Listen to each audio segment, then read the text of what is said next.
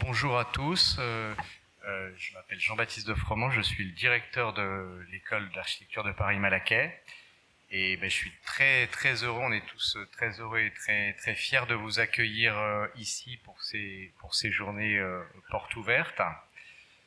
Et je vais vous présenter l'école et puis avant de façon très générale avant de laisser la parole à Sophie Bognaud qui vous a parlé, qui est notre directrice des études, à Colin Régnier qui est architecte et enseignant à l'école, et puis à deux étudiants de choc, Evalena Chaudel et Raphaël Lazarin qui sont élus dans les instances et puis qui vont pouvoir vous faire partager leur expérience de l'école. Donc vous êtes ici dans un lieu absolument exceptionnel, mythique, qui est le lieu historique de l'enseignement de l'architecture en France et des arts en général. Donc ça fait un peu plus de 2 siècles que cet endroit, qui a par ailleurs une longue histoire, dont les traces subsistent et qui précède aussi la création de cette école. Donc ça fait plus de 2 siècles que cet endroit est dédié à l'enseignement des arts et de l'architecture. Alors jusqu'en 1968, il y avait une école unifiée qui s'appelait l'école des Beaux-Arts. Maintenant, il y a deux qui comprenaient une section architecture très importante. Et maintenant, il y a deux écoles qui sont indépendantes l'une de l'autre, qui sont 2 établissements publics qui dépendent du ministère de la Culture et qui donc se partagent ce lieu, les Beaux-Arts de Paris d'un côté et l'école de Paris-Malaquais dont nous allons parler aujourd'hui. Nous avons donc, vous avez un peu compris comment ça se passe sur l'espace, parce que vous avez sans doute eu des visites déjà. Vous avez visité notamment le principal bâtiment, je pense, qui est le bâtiment Perret, dans lequel il y a une exposition qui a été préparée par un groupe d'étudiants et 2 enseignants, en fait, c'était un enseignement pendant le premier semestre qui a été consacré à la préparation de cette exposition. Vous n'avez sans doute pas vu notre deuxième bâtiment. Alors il y a cet amphi, mais qui se trouve au coin, parce que là il n'est pas ouvert aujourd'hui, au coin de la rue Callot et de la rue Mazarine. C'est aussi historiquement un bâtiment qui fait partie voilà, des Beaux-Arts et qui a été créé dans les années 30 et qui est un bâtiment où on fait des studios d'architecture, surtout en master, qui est très intéressant aussi sur le plan architectural. Donc ça, c'est donc l'autre site. Que vous dire en quelques mots? Nous sommes une école à taille humaine, avec un millier d'étudiants en tout, et vraiment tout compris. Et sur les 5 années que constitue le cycle initial, licence master, dont Sophie va vous parler un peu plus précisément tout à l'heure, on doit avoir des effectifs qui sont à peu près à 750. Donc ça veut dire qu'il y a à peu près 150 personnes par promo, alors un petit peu moins en licence 1. Alors, tout ça, on précisera. Mais ça veut dire quoi? Ça veut dire qu'on est vraiment une école à taille humaine et que on peut développer une pédagogie, une vie de l'école qu'on espère la plus familiale possible. On a été dans les années précédentes un peu empêché de déployer ce projet jusqu'au bout, parce qu'on a eu à la fois des travaux, il y a eu le Covid, il y a eu un tas d'événements. Mais là, on est vraiment en pleine mesure pour justement développer cette relation voilà, de proximité et voilà, concrètement, je crois qu'on peut tous arriver progressivement à se connaître les uns les autres, entre étudiants d'abord et entre étudiants, enseignants et administration ensuite.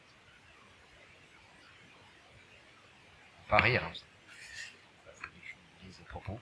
Non, mais non, c'est vrai que je crois qu'on est quand même une école à taille humaine, que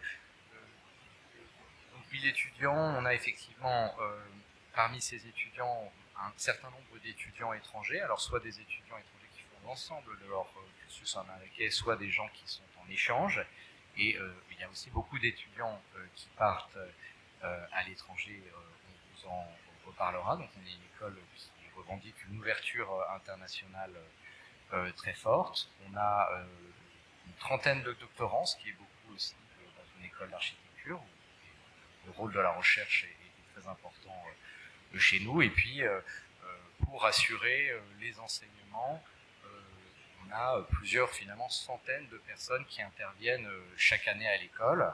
Alors, le cœur du dispositif, ce sont les 90 enseignants chercheurs qui sont là, disons, à plein temps. Et puis, il y a plusieurs ensuite centaines d'intervenants professionnels extérieurs de divers profils, des architectes, mais pas que des architectes.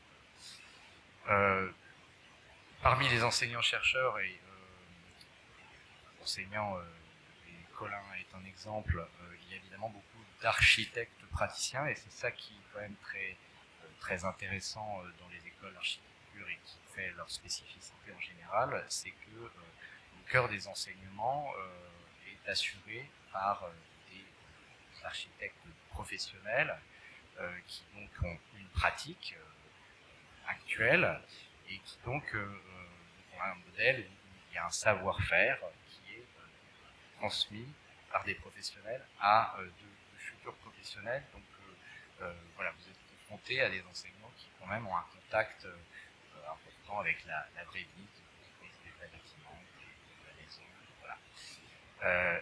Mais en complément de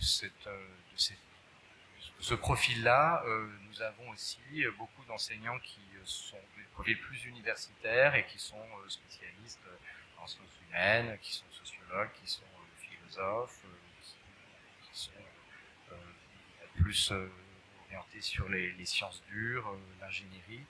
Donc, et nous, à Malaquais, on croit particulièrement à l'intérêt qu'il y a d'enrichir l'enseignement du projet, on en reparlera, avec des apports, des éclairages extérieurs qui viennent des sciences humaines, des sciences dures. Voilà, c'est quelque chose de très important pour nous.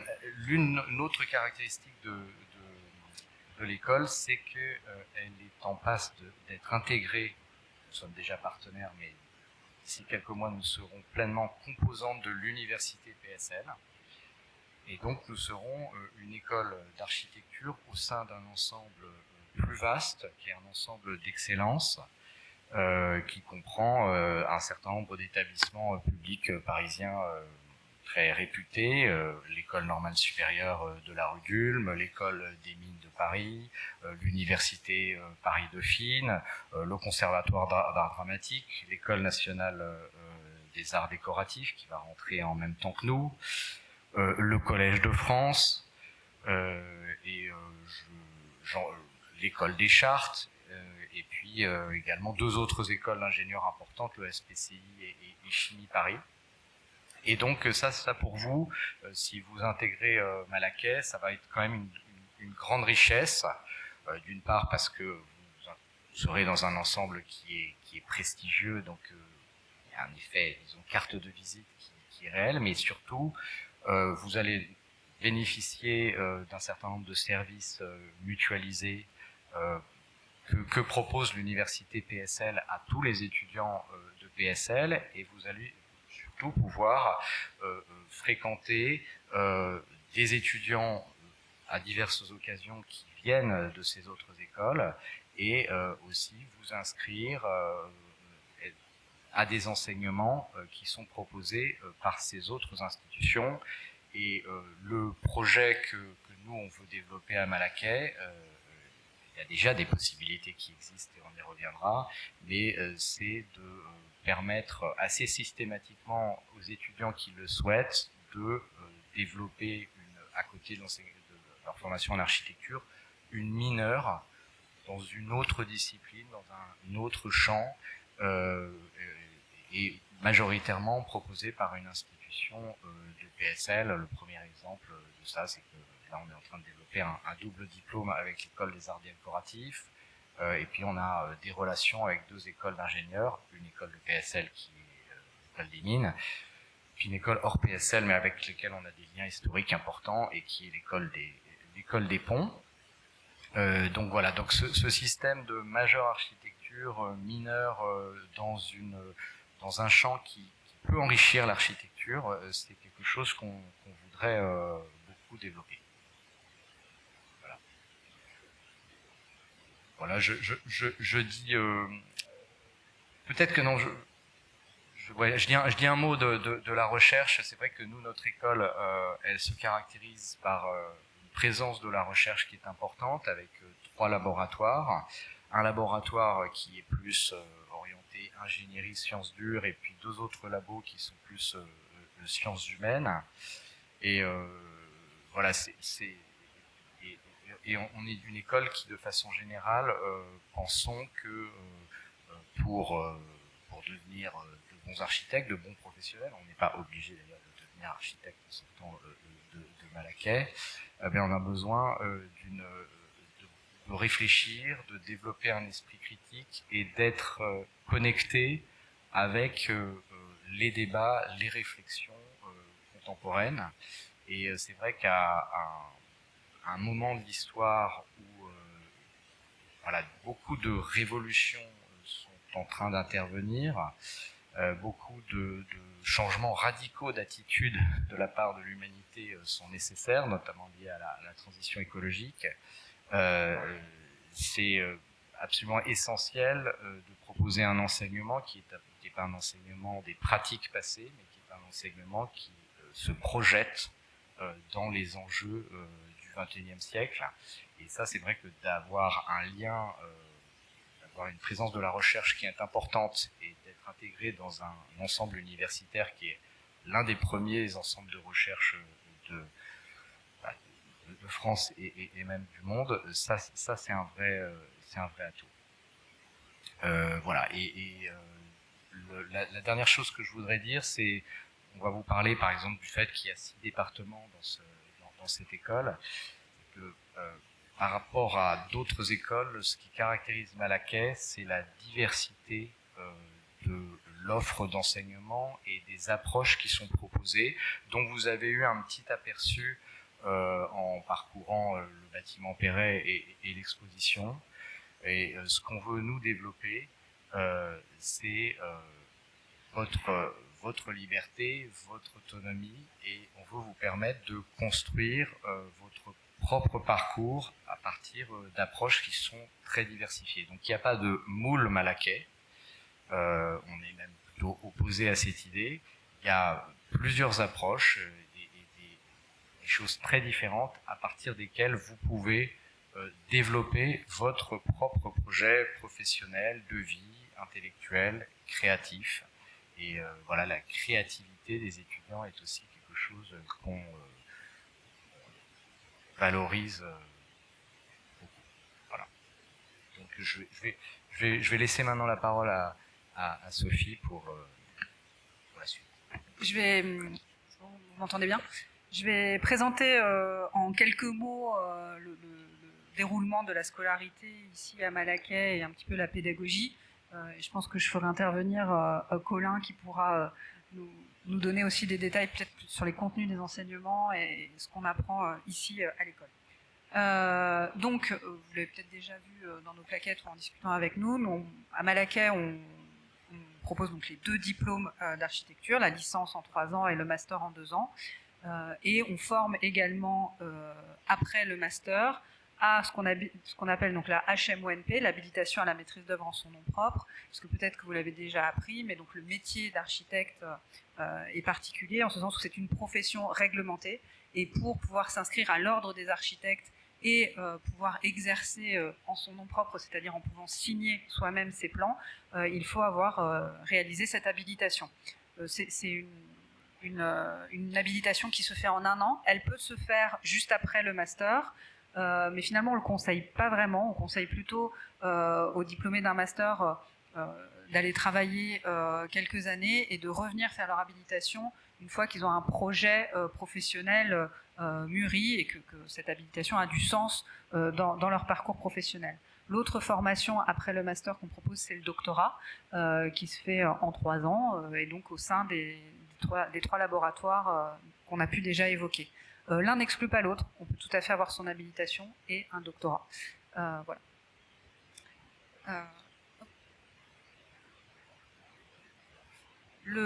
En entrant dans l'enseignement supérieur, vous allez le découvrir à Malaquais, mais comme dans toutes les universités et écoles françaises, vous découvrirez le principe des ECTS. Donc, ce sont des crédits européens qui permettent en fait c'est un outil de dialogue entre pays européens qui permet de dire que pour une licence, on a un certain nombre d'heures et de compétences qui sont allouées. Et donc, ça donne à votre licence la même valeur qu'une autre licence délivrée dans un autre pays européen. Et pareil pour le master. Le doctorat et la HMO échappent à cette logique de CTS. Donc j'en ai parlé rapidement. Donc la licence, elle est conçue pour être le socle de l'apprentissage en architecture.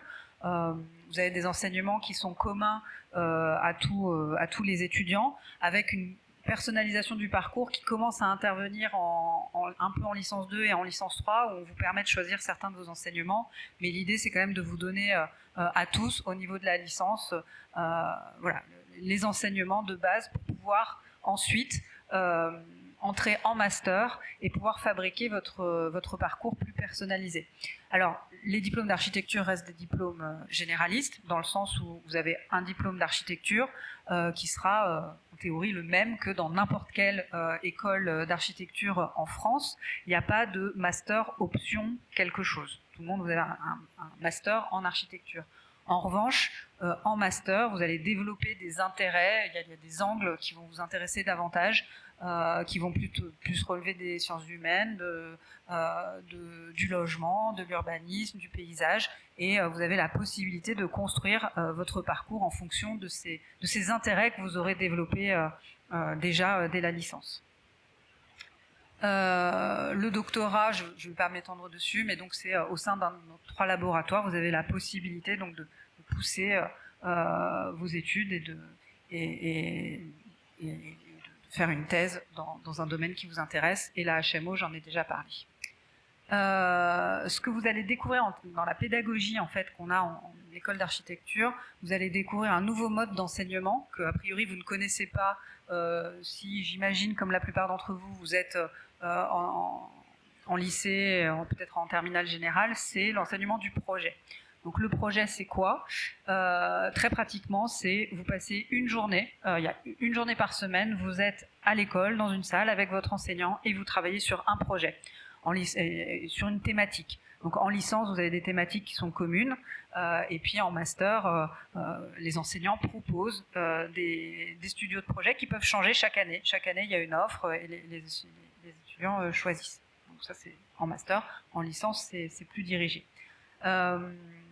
Donc vous travaillez sur votre projet, tout le semestre, vous allez dessiner, présenter, enfin voilà, concevoir votre projet, vous allez le défendre en produisant des maquettes, des dessins, des affiches, des plans. Colin sera peut-être plus spécifique que moi sur ces questions. Et vous allez défendre à l'oral votre projet devant un jury qui est composé d'enseignants et bien souvent de personnalités extérieures que les enseignants invitent et qui donnent un regard aussi sur votre travail. Ça, c'est le projet. Pour alimenter donc cet enseignement qui est au centre, il y a tout un corpus d'enseignements plus ou moins théoriques qui vous sont apportés. Donc il y a les cours magistraux, ça c'est plus quelque chose dans lequel vous pouvez vous projeter. Vous connaissez le principe des cours magistraux. Donc en général, ça a lieu en promo entière dans cet amphi. Voilà, donc c'est plus des cours théoriques.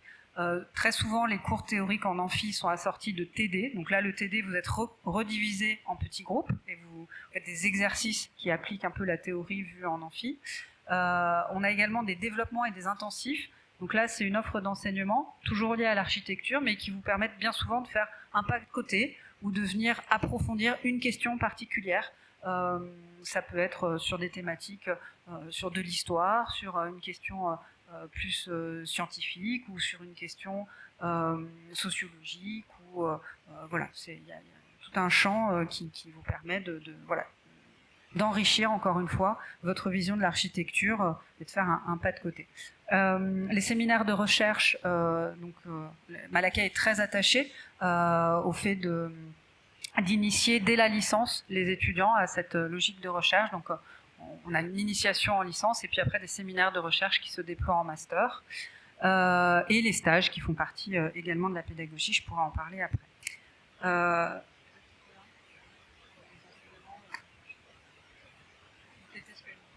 Alors, je ne sais pas si je vais écouter c'est très précis. Moi, peut-être la chose que je pourrais dire, c'est peut-être un peu plus généraliste, c'est que ce qui s'ouvre devant vous, je pense, c'est la plus belle décennie de votre vie. C'est-à-dire que c'est le moment dans votre vie où vous allez être vraiment le plus heureux. Vous allez pouvoir vivre par vous-même, rencontrer tout un tas de personnes, de gens. Et vos enseignements, et notamment dans une école d'architecture, ce qui est génial, c'est que ça nourrit ça en permanence. Vous allez découvrir tout un tas de manières de voir, vous allez comprendre tout un tas de choses, vous allez lire des bouquins, vous allez apprendre à dessiner, vous allez apprendre à réfléchir, vous allez faire valoir vos idées. Et je pense que c'est vraiment des études dans lesquelles vous allez apprendre tout un tas de choses qui vont vous permettre d'être riche personnellement de plein d'idées et qui vont faire que vous allez passer des études, vous avez l'impression de jamais travailler. C'est-à-dire qu'en fait, votre travail, il est fait machinalement. Vous voyez, quand on lit un bouquin, en fait, on ne travaille pas, quoi. On prend des idées. Quand on dessine, on ne travaille pas, c'est juste ça. Même quand on fait le projet, que les choses apparaissent et elles émergent, on prend du plaisir à le faire. Et ces études-là, elles se complètent de manière graduelle entre la première année, deuxième année, troisième année, jusqu'à la licence. Là, c'est un peu les socles, les bases. Vous allez apprendre un peu les fondamentaux. Puis après, dans les années master, vous allez commencer aussi à installer des notions supplémentaires qui sont celles de vos positionnements. Et l'école de Malakai, elle est géniale pour une raison très simple, c'est qu'elle est super ouverte. Il n'y a pas un mode d'architecture, un mode d'enseigner l'architecture. C'est multiple, c'est-à-dire que vous aurez des choix à faire et en fonction de qui vous êtes, comment vous positionnez, ce que vous avez appris, ce que vous avez envie de faire aussi, vous pourrez choisir des modes d'enseignement qui vous correspondent. Vous ne serez pas tous ici des architectes qui vont construire des bâtiments, vous pourrez faire des choses qui sont très différentes. Il y en a qui vont écrire des bouquins, il y en a qui vont faire de l'enseignement, il y en a qui vont conseiller des villes, il y en a qui vont participer à l'aménagement, il y en a qui vont construire des bâtiments, il y en a qui vont faire de l'architecture intérieure, il y en a qui vont faire de la scénographie. La multiplicité, aujourd'hui, ce qui s'offre devant vous, c'est vraiment un éventail qui est extrêmement large. C'est vrai que là, je vous voyais, je me disais, j'aimerais vraiment être à votre place et me dire que je pourrais justement refaire ces études-là. Parce que ces études, elles sont vraiment super multiples. Vous allez rencontrer des enseignants tous et des enseignantes toutes très différents qui vont vous apprendre des choses. Voilà, il y a des fois, vous allez accrocher à ça, il y a des fois, ça sera un peu plus, vous aurez un peu plus de distance, mais c'est aussi ce qui donne un peu de goût à ces études et elles seront assez uniques. Donc, après, sur les modes de pratique proprement dit sur les studios, on a 6 départements qui sont assez différents entre transition, moderne mutation, passe, architecture, art politique, digital matter et théorie et histoire. C'est qu'ils vont essayer de couvrir un champ disciplinaire de notre pratique qui va être assez varié. Alors on va s'intéresser bien sûr à ces questions de mutation, de transformation un peu de notre société, on le voit bien, la manière dont on vit avec l'existant, les bâtiments, les villes sont déjà constituées, comment on réhabite dedans face aux enjeux climatiques. Il va y avoir aussi ces questions politiques. Je rappelle que notre discipline est celle de l'intérêt général, de l'insérer. Donc comment nous on s'intègre là-dedans, c'est un acte politique de construire des bâtiments, ou d'avoir de l'aménagement urbain. Digital Matter, ce qui va lui s'intéresser à toutes ces questions du numérique, à ces questions de l'informatique, la manière de travailler avec même les intelligences artificielles, je crois, maintenant.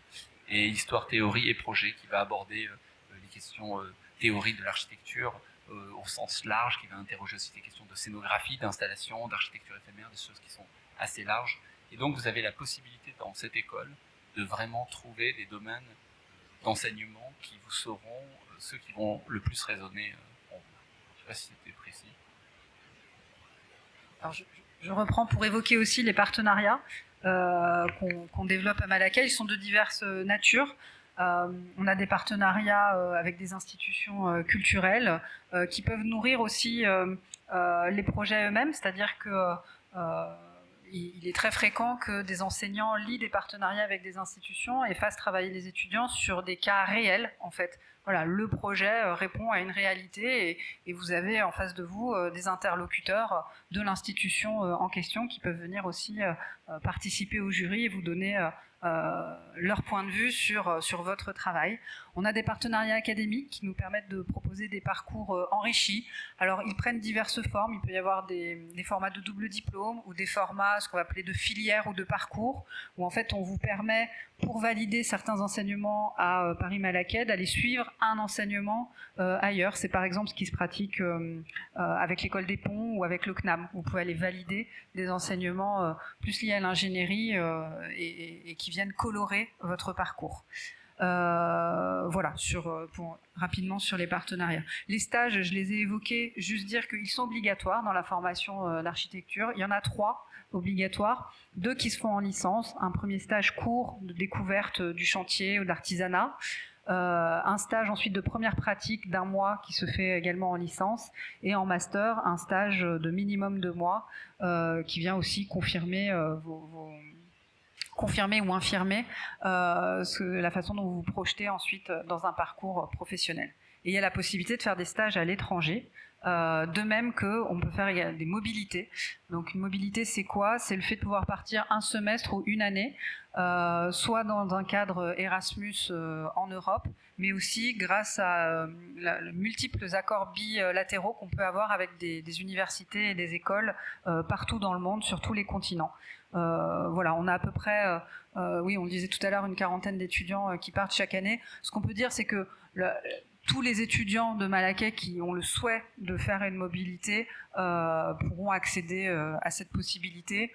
Voilà, c'est aussi très très enrichissant.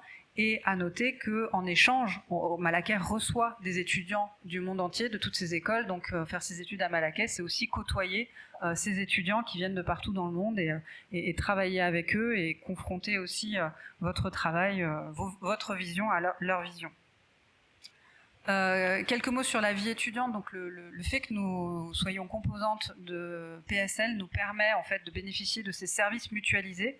En gros, c'est des services en dehors de la pédagogie qu'on peut offrir à nos étudiants parce qu'on fait partie de PSL qui regroupe 17 000 étudiants. Donc on est plus fort, on peut développer ces services qu'on ne pourrait pas développer seul.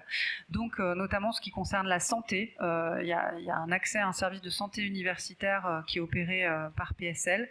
Il y a un service de documentation qui permet une mise en réseau en fait, de toutes les bibliothèques des établissements de PSL.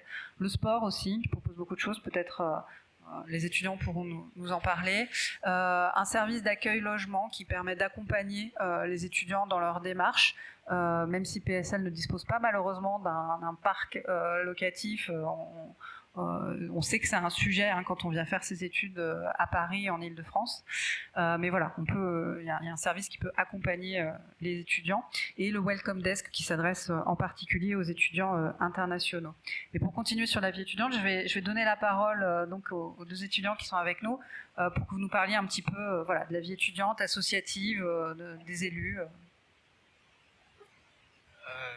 Alors là, on peut parler aussi des associations qu'on a à Malaquais. C'est une vie étudiante qu'on essaye de développer. On a des associations qui se sont créées récemment et qui continuent à se développer. La plus ancienne, on va dire, des associations, c'est bien le BDE, qui lui propose diverses activités. Déjà le week-end d'intégration. Il propose aussi le pack de rentrée qui permet, quand on rentre dans l'école, d'avoir déjà toute une palette de matériel pour pouvoir commencer ses études. Et il propose bien évidemment des soirées de manière plus ou moins régulière. Et le BDA ? Le BDA, il va venir lui proposer plusieurs activités. C'est un peu irrégulier en fonction de où on est dans nos parcours et dans nos études, mais certaines années, il y a beaucoup de propositions sur des films architecturaux ou non qu'on peut regarder au sein de l'école ou en dehors de l'école. Il y a des demandes de subventions pour aussi permettre d'avoir des cartes pour aller au cinéma ou ce genre de choses. Enfin, le BDA, c'est aussi une possibilité de s'ouvrir au cours de nos études et à travers l'école à d'autres formes d'art. Ensuite, on a le BDS. Alors, c'est différent de PSL Sport. PSL Sport, c'est vraiment un service qui dépend de PSL. Le BDS, c'est une association qui est gérée par les étudiants et qui propose des activités sportives régulières.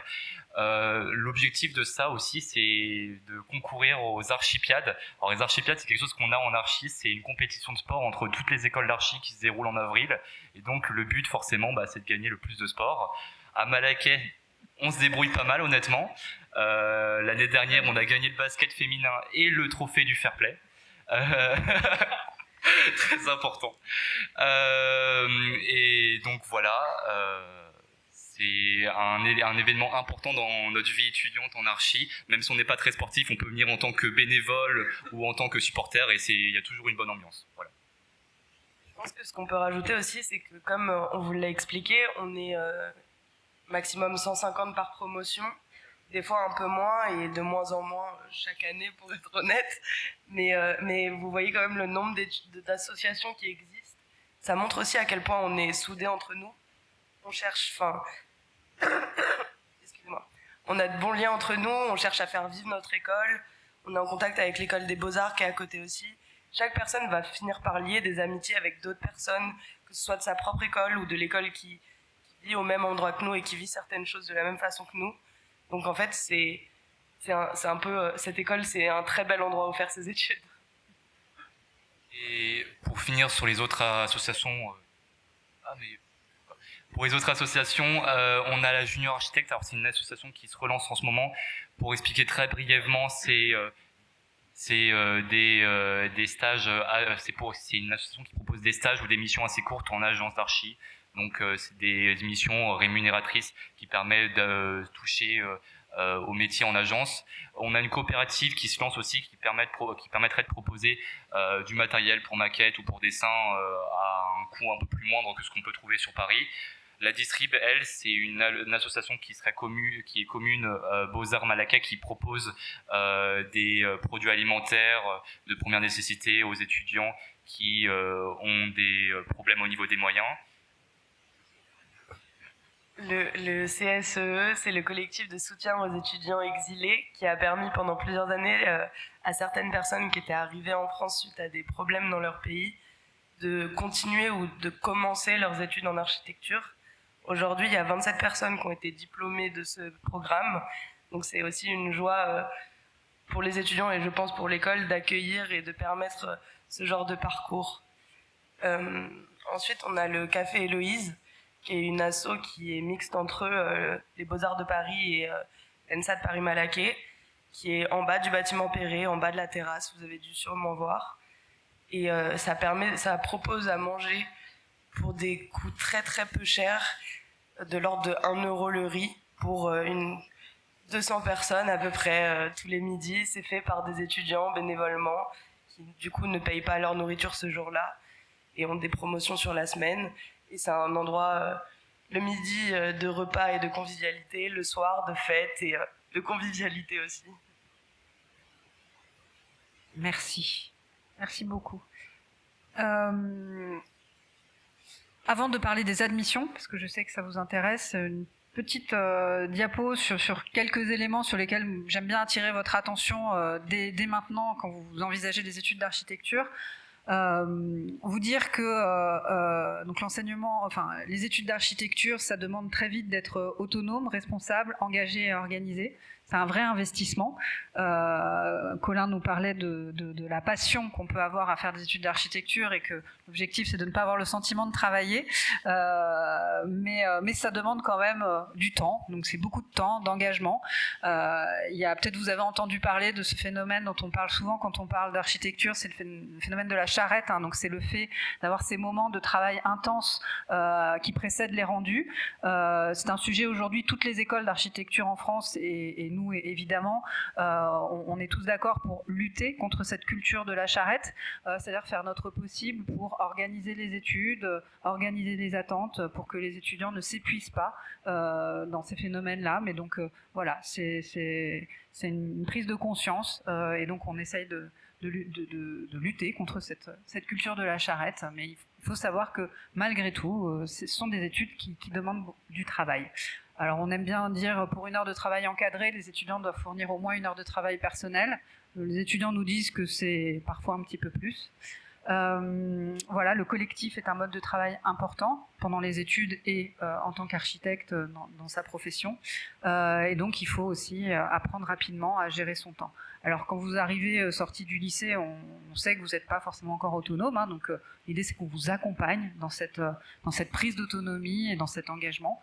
Voilà, mais il faut en avoir conscience. Je le mentionne aussi parce que parfois certains peuvent être surpris, mais les études d'architecture ont un coût. Alors l'inscription est assez basse, hein, puisqu'on est dans l'enseignement public, donc les frais d'inscription sont peu coûteux, mais malgré tout, quand on entame des études d'architecture, il faut savoir qu'il y aura un certain budget à consacrer à l'achat de matériel pour faire des maquettes, à l'achat d'un ordinateur et de logiciels qui sont assez puissants pour pouvoir dessiner des plans. Voilà, l'école se met en œuvre. Alors, le service des études propose un accompagnement, des remboursements notamment pour les voyages aussi qui peuvent générer des frais. Les étudiants créent une coopérative aussi. Le pack de rentrée du BDE, ça accompagne les étudiants. Mais c'est vrai que voilà, c'est un budget qui peut-être n'existe pas ou moins dans d'autres disciplines d'enseignement supérieur. Pour vous parler un petit peu des admissions. Donc, les admissions en première année, elles se font via Parcoursup, comme vous le savez. Vous donnez quelques chiffres. L'année dernière, on a reçu près de 4000 candidatures sur la plateforme Parcoursup. On a reçu 600 candidats en entretien. Et à la fin, on a admis 108 étudiantes et étudiants, 70% de filles et 30% de garçons. Quelques éléments de calendrier, peut-être que vous les avez déjà par ailleurs, mais donc je vous rappelle que vous êtes en train aujourd'hui de formuler vos vœux jusqu'au 14 mars. Vous les confirmerez jusqu'au 3 avril. Le 9 avril, nous, école, on va recevoir la liste des vœux et on va avoir un temps assez limité, du 15 au 19 avril, pour analyser ces candidatures. On publiera la liste des candidats le 19 avril et les candidats admissibles auront un temps pour prendre rendez-vous pour les entretiens d'admission qui, à Malaquais, sont programmés le 4 mai. À Malaquais, c'est le 4 mai, dans d'autres ENSA, c'est à d'autres dates, donc il faut bien vous renseigner là-dessus. Ces dates sont communiquées dès maintenant sur Parcoursup, mais c'est quand même dans un mouchoir de poche en mai, puisque dès la fin du mois de mai, nous publions donc la liste des admis, et après il y a tout au long de l'été, avec le jeu des désistements, on va chercher dans les listes d'attente pour proposer des places qui se seraient libérées. Quelques mots sur l'entretien, je pense que vous aurez des questions là-dessus, donc on y répondra. Mais donc à Malaquais, l'entretien c'est 15 minutes face à un jury composé de 2 personnes, un enseignant et soit un second enseignant, soit un étudiant diplômé depuis quelques années de Malaquais. Les jurys ont lieu sur place à Malaquais. Il y a quelques jurys en distanciel qui s'adressent uniquement aux étudiants qui n'habiteraient pas en France métropolitaine. Un exercice sera proposé le jour même aux candidats. Alors l'idée c'est pas de vous inquiéter, aucune préparation, aucune connaissance spécifique n'est requise. L'exercice c'est vraiment quelque chose qui doit servir d'une base d'échange entre vous et le jury. On évalue votre appétence, donc votre culture générale, votre appétence pour l'architecture, votre capacité à travailler, votre capacité à vous projeter dans ces études et éventuellement dans un futur métier. On nous pose souvent la question du book. Donc à Malaquais, on n'oblige pas à avoir un book, on n'interdit pas d'avoir un book. C'est possible. Le jury n'est pas tenu de le regarder. Donc si vous amenez quelque chose et que le jury ne le regarde pas, voilà, c'est des signes de rien du tout. C'est que l'entretien s'est déroulé autrement et avec d'autres questions. Voilà. Donc si vous avez des questions là-dessus, on pourra y revenir. Juste préciser qu'on a d'autres procédures d'admission qui concernent peut-être certains d'entre vous ici. Donc la dispense partielle d'études qui permet en fait à des étudiants qui se sont engagés dans d'autres études supérieures d'intégrer en cours de cursus, donc soit en 2e, 3e année, voire en master 1. Donc je rappelle ici à l'écran les dates pour transmettre vos dossiers. Il y a une procédure qui s'adresse particulièrement aux candidats extra-communautaires, donc les candidatures étaient à remettre jusqu'à la mi-décembre. Et puis, mentionner aussi cette procédure de transfert qui, à la marge, permet à des étudiants en fait, qui sont dans d'autres ENSA de venir à Malaquais. Donc, tout ça aussi pour vous dire que quand vous intégrez une école d'architecture, vous avez la possibilité en cours de cursus de demander un transfert dans une autre des 20 ENSA. C'est une possibilité qui est offerte à nos étudiants. Voilà, un petit rappel sur les informations. Donc vous avez la plaquette, le site internet. Je vous invite à suivre notre compte Instagram pour être au courant un peu de notre actualité. Et on va pouvoir consacrer, je pense, 15-20 minutes à vos questions. Ah, voilà.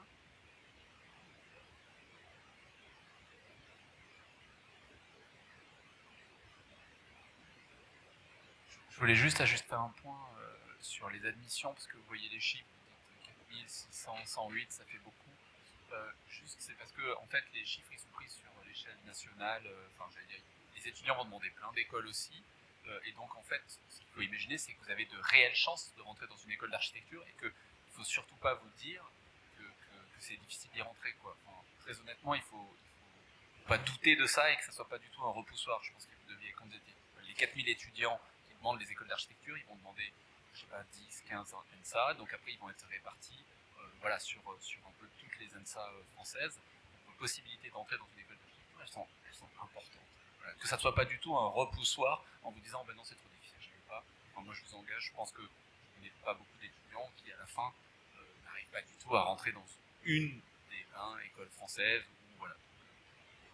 Voilà, par rapport à ça, parce que j'ai eu pas mal de parents qui m'ont posé des questions et qui semblaient inquiets.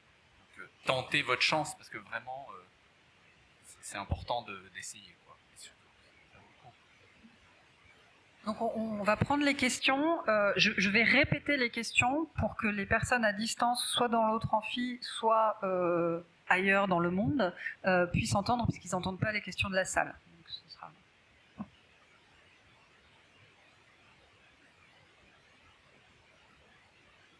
En haut là.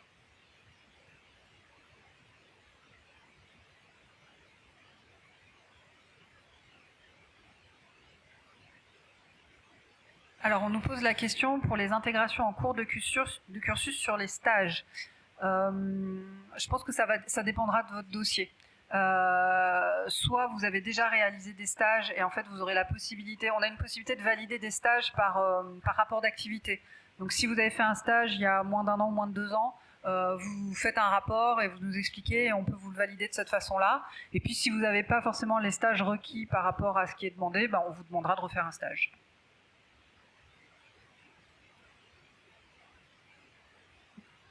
Alors, on nous pose la question sur les stages. En effet, il n'y a pas de moment consacré dans le calendrier pour les stages. C'est des stages qui se font... Alors, pour le stage de 15 jours, il peut se faire sur des petites vacances, mais la grande majorité, ça se fait en effet sur les mois d'été.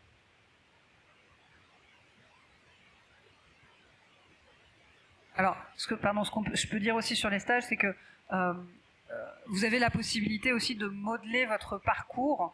Voilà, le master, c'est en 5 ans, et vous calez vos stages en été, etc.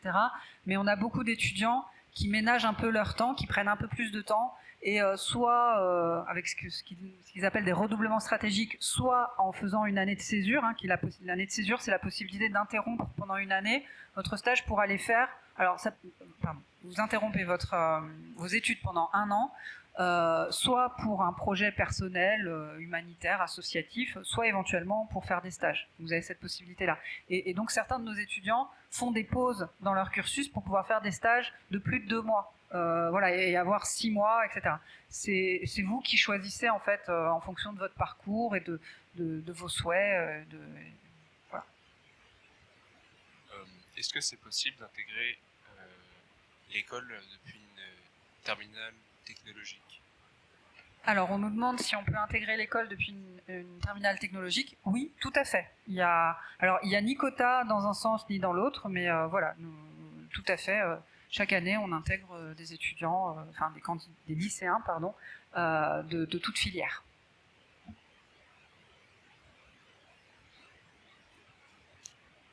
Bonjour. Dans le cas où on fait une année à l'étranger, est-ce qu'elle sera comprise parmi les 3 années de licence et l'année de master, etc., ou elle est en dehors du cursus? En fait, le fait de faire une mobilité, on a des accords avec les écoles et donc on valide.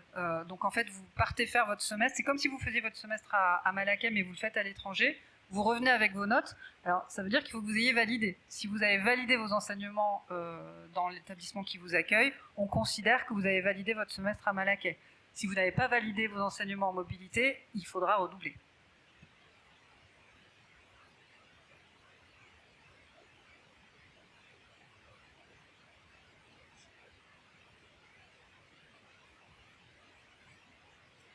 Bonjour. Pour les étudiants qui sont déjà dans...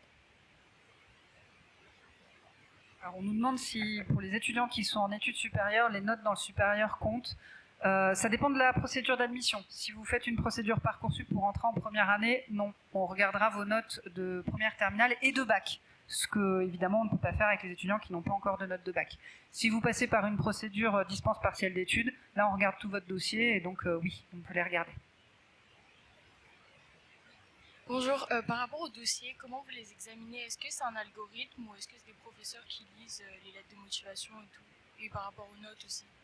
Alors, il y a donc les deux barres, il y a la barre d'admissibilité et la barre d'admission. Sur l'admissibilité, on n'a pas les moyens techniques de pouvoir ouvrir les 4000 candidatures. On ne peut pas lire les 4000 dossiers dans les conditions qui nous sont données. Donc c'est uniquement un algorithme en fait sur les notes. Donc on n'est pas hyper satisfait de ça parce qu'on ne pense pas que la personnalité, la qualité d'une personne se résume à ses notes. Mais malheureusement, on est obligé de passer par ce filtre-là. Une fois qu'on a les personnes en entretien, le jury a l'ensemble de votre dossier, votre lettre de motivation et tout ce que vous avez dedans. Et peut-être, Colin, tu veux... Sur la question de l'algorithme, ça, je n'ai pas d'avis. Enfin, si, j'ai un avis, mais je n'ai pas d'avis hyper. Sur la question des entretiens, de sélection, passer une audition devant deux enseignants de l'école, c'est des enseignants de l'école, et à partir de là, moi, je pose des discussions qui sont de motivation, qui sont ces études, votre appétence, j'allais dire, l'architecture, etc. C'est tout un tas de questions. C'est vraiment un échange. Il y a un exercice qui est proposé. Alors, voilà, il y a Orbe Tapière, mais je crois que je le connais pas bien en plus.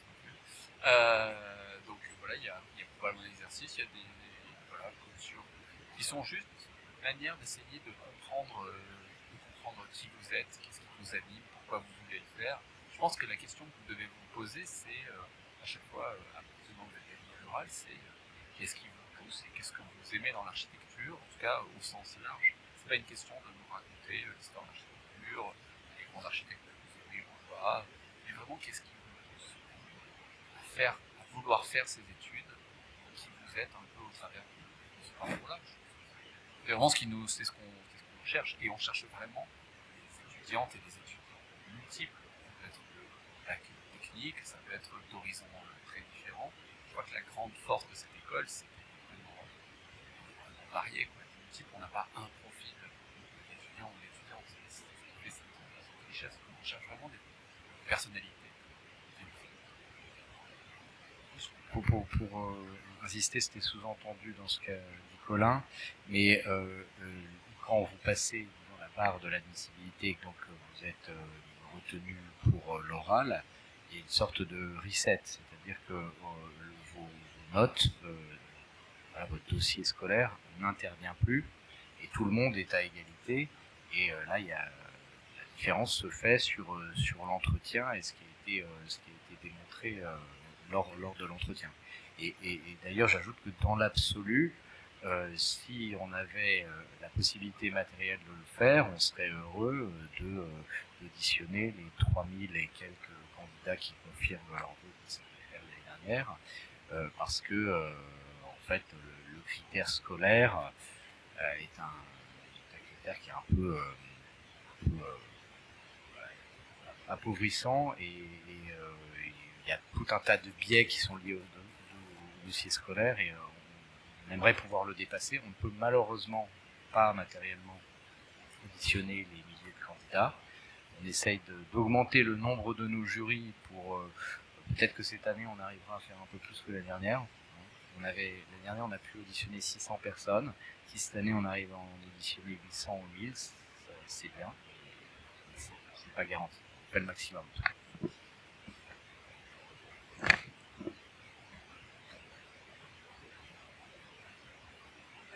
Je pense que les questions que vous vous posez sur les dossiers et les notes sont aussi importantes pour vous. Mais Malaquais passé en notes sur 20 là, cette année-là. Et je pense que c'est un truc qu'il faut qu'on comprenne aussi, nous, dans notre cursus, autant pour les enseignants que pour les étudiants, que la note, c'est pas juste que ce soit une note sur 20.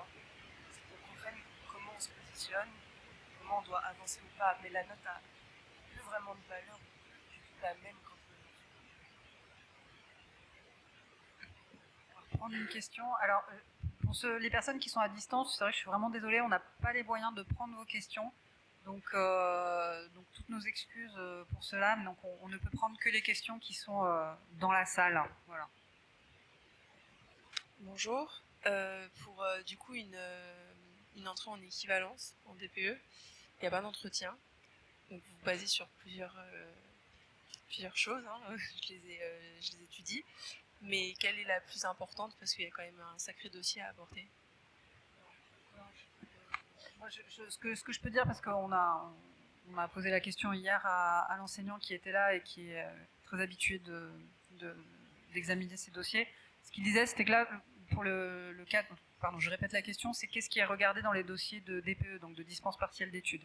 Et donc il disait vraiment là, le book est très important, parce que vous arrivez, vous avez fait autre chose, donc vous avez des choses à montrer, et donc là, il faut vraiment voilà, qu'on comprenne, et dans le book, et beaucoup de soins apportés. Les ratios sont un petit peu différents. Alors on est sur quelques dizaines de places qui sont données pour entrer donc par ce biais-là, et on a quelques centaines de demandes chaque année, pour vous donner un peu une idée.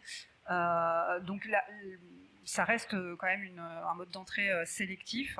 Donc vraiment, il faut soigner le dossier, avoir quelque chose de très clair, assez synthétique, mais qui, encore une fois, explique votre motivation à entrer dans les études. Et voilà, là, vous faites état d'apprentissage que vous avez eu dans le supérieur, donc il faut vraiment en faire la démonstration, notamment par le book. En fait, votre book va exprimer qui vous êtes. Nous, au travers de ça, on va devoir lire quelle personnalité, quelle étudiante vous êtes et vous serez pour imaginer ça. Donc, oui, je suis totalement d'accord sur les travaux que vous présentez, le choix que vous faites de vos travaux, l'ordre dans lequel vous les mettez, la manière dont ils sont présentés, ce que vous en expliquez.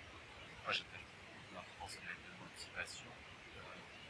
Alors, je le dis, l'intelligence artificielle, sans des mouvements, c'est assez facile, hein. C'est neutre, c'est savoir me désespérer. Donc ça se reconnaît assez vite, hein. Je le dis de manière globale, vous pouvez l'utiliser, mais c'est assez simple, hein. Déjà c'est la neutralité, c'est statistique, c'est la probabilité de la réponse. Donc ces lettres, elles sont assez simples. Je pense que sur lequel tout le monde est d'accord, mais personne n'est d'accord. Voilà, donc ça en fait. Ce qu'on a besoin, c'est que vous êtes vous, entre étudiante, et donc, et que vous vous exprimiez au travers de vos documents, donc je dirais, voilà, vos travaux, la manière dont vous les présentez, dont vous les organisez, ce que vous voulez nous dire en fait, ce que vous en écrivez, ce que vous comprennent quel étudiant vous serez.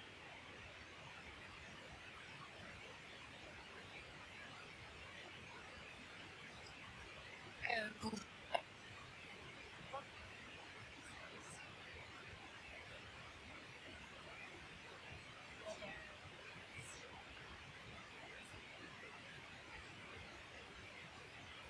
Alors on nous demande si on n'a pas une école d'architecture, quelle voie parallèle on peut envisager.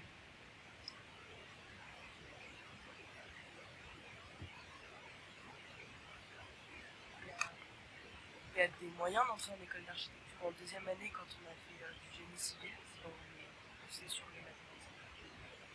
Il y a des DN maths qui sont pas mal et qui permettent aussi de découvrir plein de facettes d'architecture qui sont hyper intéressantes et qui sont des vraies forces quand on rentre dans une école d'archi après. Et si on veut vraiment rentrer après, il faut découvrir aussi des fois qu'il y a des choses qui nous passionnent plus. Et il y a des manas qui sont des remises à niveau en maths. Certaines personnes passent par ça avant d'aller en école d'architecture.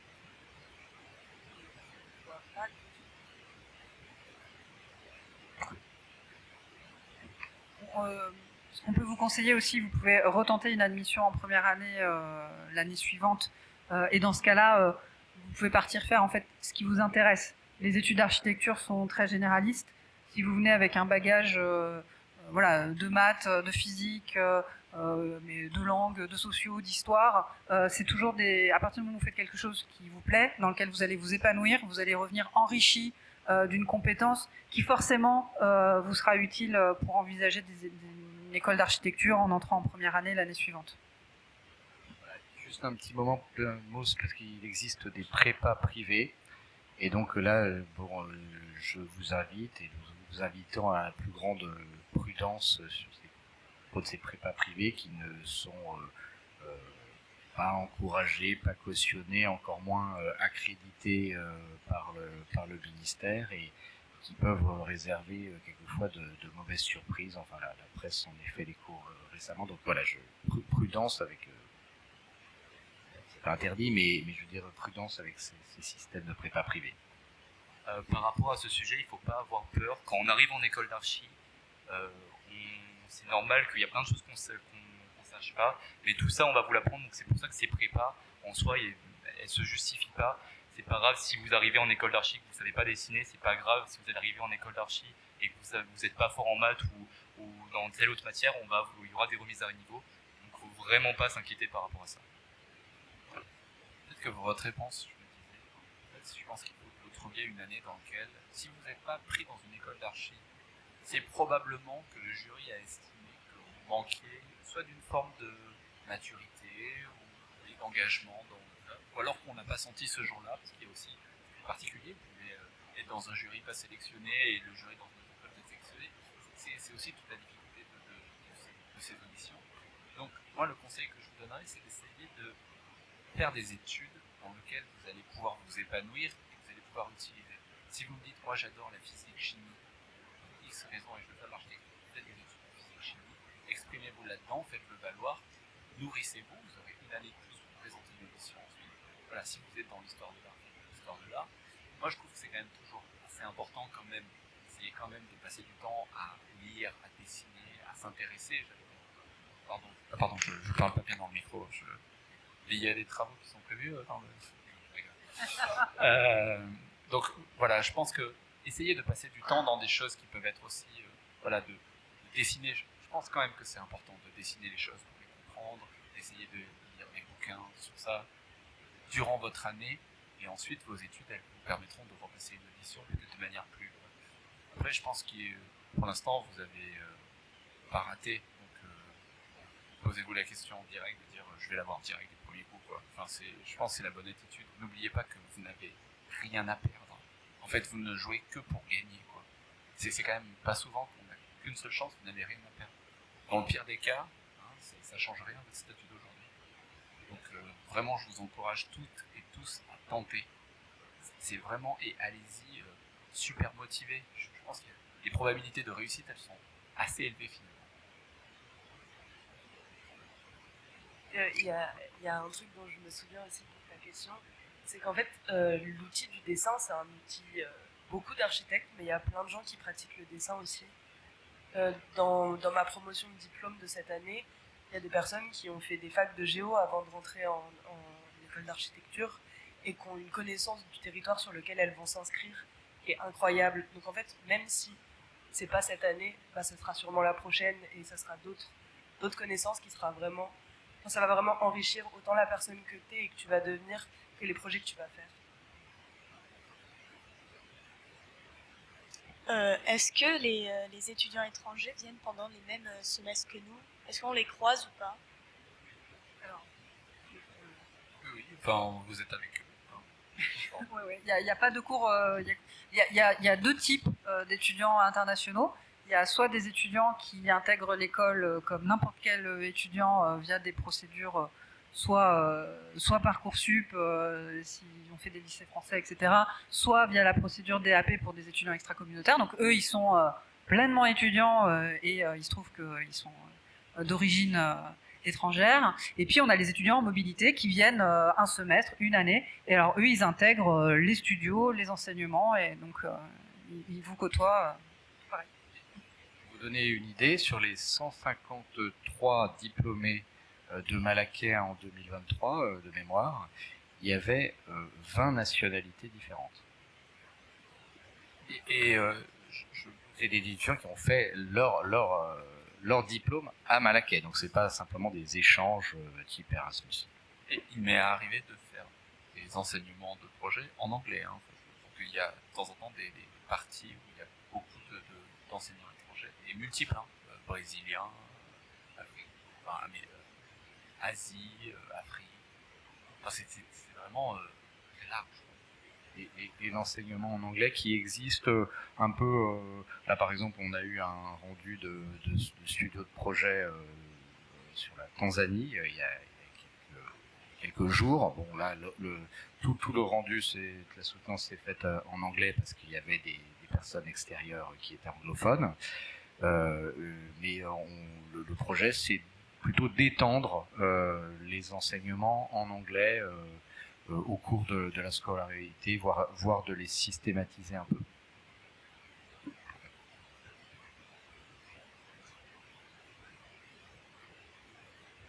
J'avais une question. Bonjour déjà. Et c'est quel genre de questions que vous posez à l'entretien? Genre. J'ai un peu oublié de répéter les questions, mais je le refais du coup. Donc on nous demande quel genre de questions on pose à l'entretien. Eh bien, franchement, tout d'abord, on demande une petite présentation, c'est-à-dire que vous présentez qui vous êtes, ce que vous faites et qu'est-ce qui vous anime, en gros. Ensuite, il y a pour certains des présentations, il y en a qui vont venir avec la présentation d'un petit book, de dessin, de travaux faits en art appliqué. Enfin, c'est assez varié, hein. Franchement, il y en a qui viennent avec rien, il y en a qui viennent avec un texte. Et donc, en fonction des personnes, les questions sont assez variées. C'est vrai que moi, la question qui m'interroge toujours, c'est celle de qu'est-ce qui vous anime à venir auditer chez nous, en fait. Pourquoi vous voulez faire ces études? C'est quoi qui vous pousse à venir candidater? Oui, pourquoi vous avez envie de ça? Donc, au fond de vous, et que ça ne soit pas des réponses qui soient téléguidées par, je sais pas, un environnement particulier, ou ce que vous voulez. Qu'est-ce qui vous anime au fond de vous? Pourquoi est-ce que ces études, vous avez envie de les faire? Et qu'est-ce qu'au sein de l'architecture, pour vous, pourquoi c'est important? Et c'est peut-être un peu ces questions que je vous poserai. Enfin, je sais pas si moi je les pose d'ailleurs. Donc, c'est vraiment, on a besoin de comprendre en fait. Enfin, je reviens sur cette question de l'histoire de la charrette dans les écoles d'architecture, parce que c'est quand même un sujet. C'est qu'il n'y a pas une seule réponse quand vous fabriquez un projet. Si vous voulez, c'est que vous sortez d'un environnement scolaire qui est celui de l'exercice à réponse unique. Je suis en terminale, j'ai un exercice de maths, l'équation elle a une seule réponse. Et vous arrivez dans des études dans lesquelles en fait les réponses que vous allez fabriquer, ce qui nous implante, c'est votre raisonnement. C'est-à-dire qu'il n'y a pas une bonne réponse, il n'y a pas, vous voyez, c'est très varié en fonction des étudiants. Les propositions, elles sont multiples. Donc c'est ça qui est assez difficile et déstabilisant. Et par rapport à cette question de la charrette, c'est que de temps en temps, l'économie du temps, c'est-à-dire sur les étudiants, il faut arriver à les amener justement pour qu'ils fassent des choix. Parce qu'à la fin, c'est, vous voyez, quand un étudiant me dit qu'est-ce qu'il faut faire pour avoir une bonne note, moi je n'ai aucune idée. Il faut fabriquer un projet. Et qu'est-ce qu'un projet? Comment on avance? Vous voyez ce que je veux dire? Et ça, c'est assez complexe à prendre en compte. C'est un peu obscur ce que je vous dis là. Mais cette difficulté de fabriquer des réponses dans lesquelles finalement il n'y a pas une bonne réponse, mais une multitude d'attitudes à avoir, c'est un peu là-dedans qu'il va falloir que vous expérimentez. On cherche aussi des étudiants qui ont une forme de maturité. Ce qu'on veut, c'est des étudiants qui soient finalement heureux dans leurs études et qui soient une forme de passion, que ça les anime. On ne sait pas trop pourquoi. D'où, est-ce que le dessin c'est important? Pas forcément. Est-ce que le book c'est important? Pas forcément. Ce qu'on recherche, ce sont des personnalités. Ok, mais du coup, vous conseillez de venir avec un texte ou genre rien? Je vous conseille de venir avec ce que vous pensez, pour vous, va être le plus efficace. Si vous êtes bon dans l'écrit, que vous êtes capable d'écrire un super poème et que vous êtes capable d'en parler, j'ai aucun problème à vous écouter. Si vous avez un super carnet de croquis et que vous êtes capable de m'en parler, j'ai aucun problème à vous écouter. Ce qu'il faut, c'est vraiment avoir, pour vous, ce qui vous semble être le plus convaincant pour nous parler de ces questions d'architecture. D'architecture au sens large. Quand même, peut-être ne lisez pas le texte qui présente votre motivation. Oui, on cherche quand même un minimum de spontanéité et de toute façon, ensuite, ce qui va s'engager, c'est un échange. Hein. Il va y avoir une conversation. Après, ça peut être effectivement appuyé par des supports écrits, dessinés que vous aurez proposés. crois qu'en moyenne, ça marche pas si bien que ça, hein, les books. Mais bon. Mais bon, vraiment, enfin, je crois pas qu'il y ait beaucoup de gens qui étaient admis ou même bien classés grâce à leur book. Mais pourquoi pas?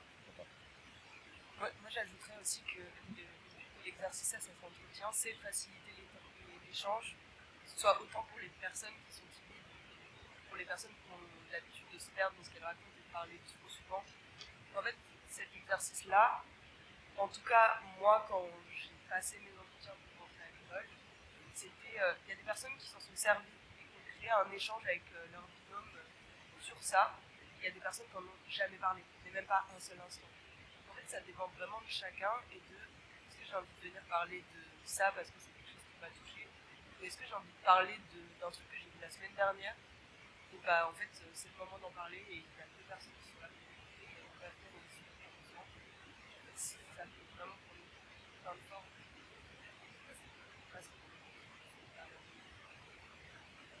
Ok, mais en mode on va parler que d'architecture ou vous avez posé des questions sur notre vie, Sur votre vie? Non, on va pas poser des questions sur votre vie. Non, mais sur nos hobbies, Sur quoi? sur nos hobbies, genre les Oui, on activités peut. qu'on fait. Mais par exemple, si vous êtes un excellent musicien, si vous êtes scout, je dis n'importe quoi, hein, si vous êtes pêcheur professionnel, enfin, je vais dire à un moment donné quelque chose qui résonne en vous, que vous montriez que vous êtes quelqu'un qui participe aussi de l'intérêt collectif, de l'associatif, quelque chose, vous intéresse, je sais pas, à la nature, aux insectes. Qu'on arrive à déceler une personnalité dans laquelle on va arriver.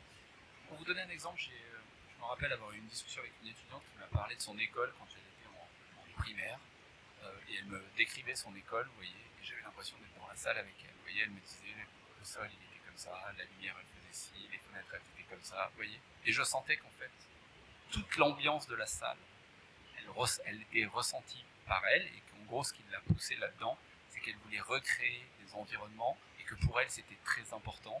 Et elle avait posé des questions, et elle avait ajouté des mots en parlant de lumière, elle avait parlé de la matérialité des sols, elle avait décrit des petites choses qui sont super simples, qui sont des détails et tout ça, et qui faisaient qu'autour de tout ça, elle s'était fabriqué un imaginaire qui était absolument incroyable.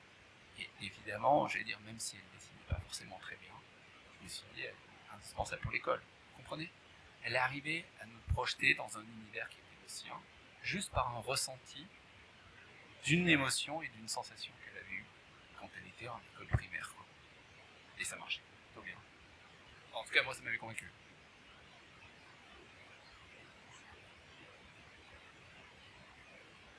Bonjour, moi j'avais une question par rapport aux spécialités qu'on a au lycée en terminale générale.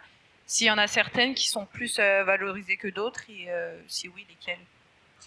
On nous pose la question donc des spécialités. Est-ce qu'à Malaquais on valorise des spécialités plutôt que d'autres? C'est moi qui dois répondre. Ah oui, vas-y.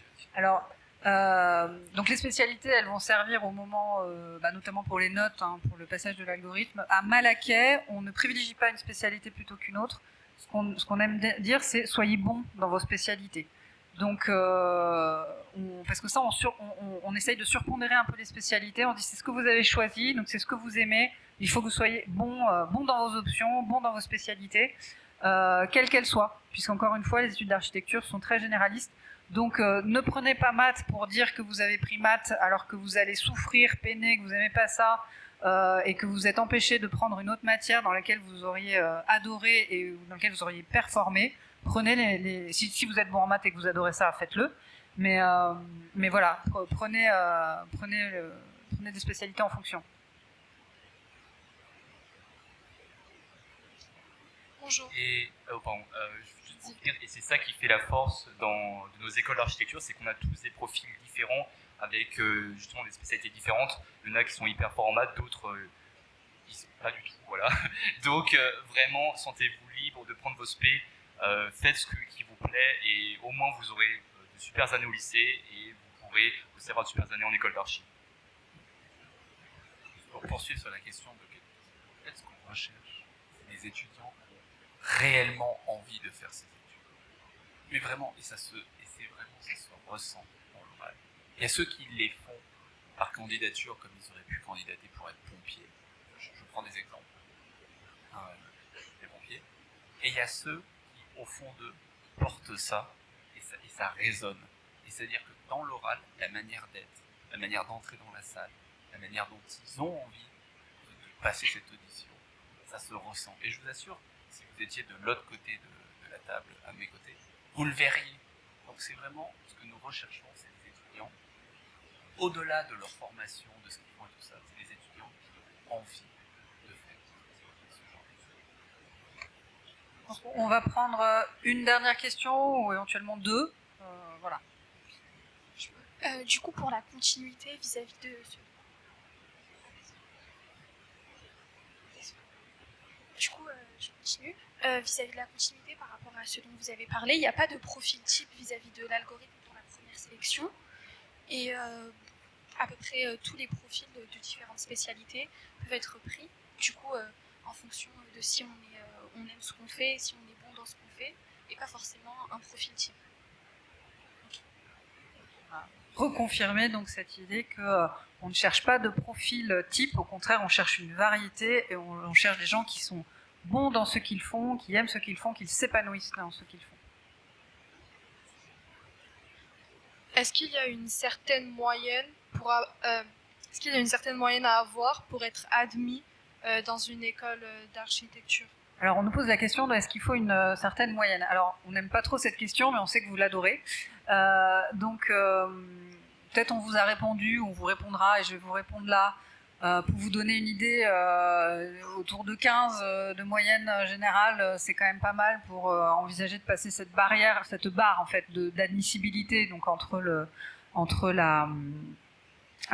les 3000 vœux et puis les 600 entretiens, pour vous donner une idée. Après, ça veut un peu rien dire parce que ce qui va se passer, c'est que nous, on reçoit vos notes et on va les surpondérer. Donc, ce que je vous disais, c'est que nous, on va regarder, par exemple, voilà, vos options, vos spécialités, on va leur donner un poids plus grand. Donc, même vous n'avez pas trop la capacité de calculer la note que vous allez avoir chez nous.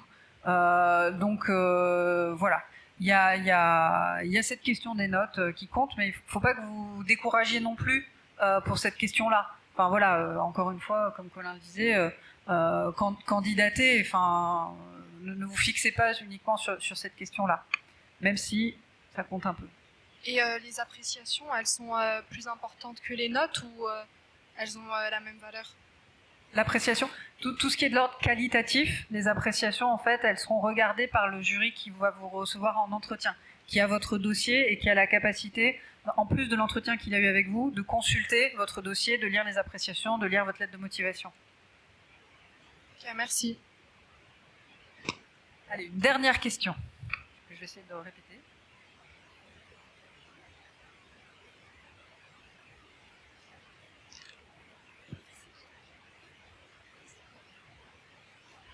Bonjour.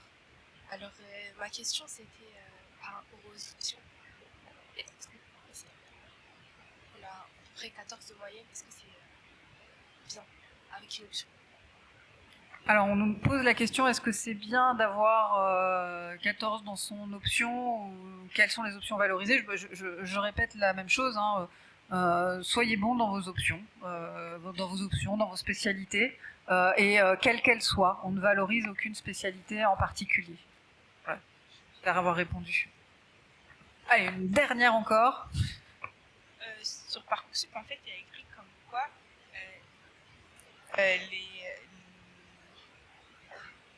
on compte la cordée de la réussite. Mais du coup, c'est quoi la cordée de la réussite?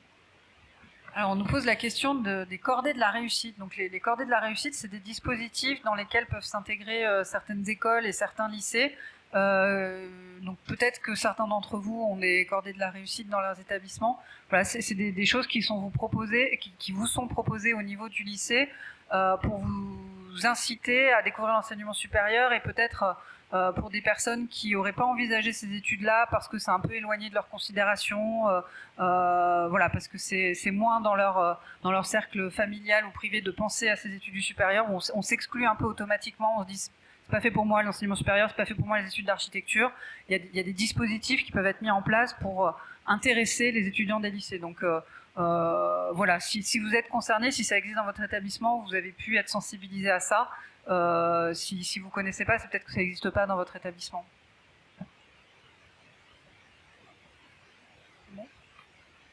Merci. Eh bien, merci beaucoup pour votre attention. Merci d'être venu. Ça nous fait toujours très plaisir.